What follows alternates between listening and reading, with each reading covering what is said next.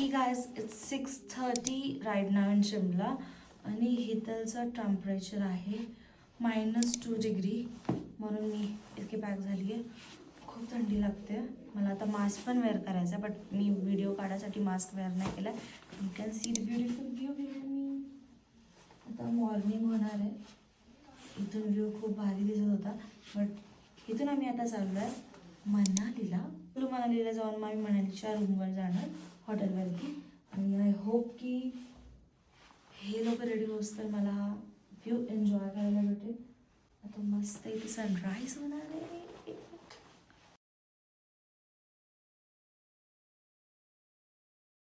आता just check out करतोय. आम्ही आता निघलोय शिमल्यामधून. आता कुल्लू मनालीला चाललोय. तर चला जाऊया कारमध्ये. सगळं आमचं लगेज वगैरे केलंय. आता आम्ही जातो.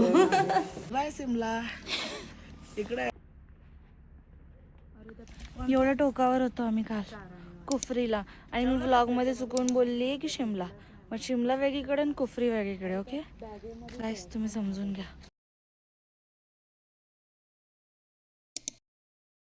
गाईज आता आम्ही थांबलोय चंदीगडच्या आसपास ब्रेकफास्ट करायला. आम्ही ब्रेकफास्ट केला आहे सकाळी, बट दांडतो आम्ही थांबलोय कारण की भूक लागतं ट्रॅव्हलिंगमध्ये. आणि मला ना बरंच वाटत नाही आहे, म्हणून मी व्लॉग नाही करत एवढा, कारण आम्ही झोपलो होतो. त्याच्यामुळे माझं आता हाल अशी आहे. मी तुम्हाला रेस्टॉरंट दाखवते.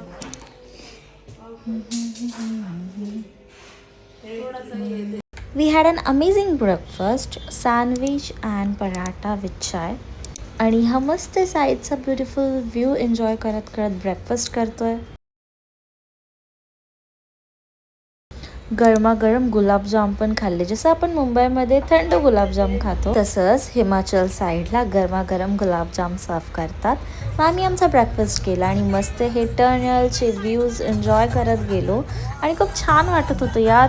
अमेझिंग माउंटेन आणि आजूबाजूचं ग्रीन व्ह्यू, एकदम थंडी थंडी हवा.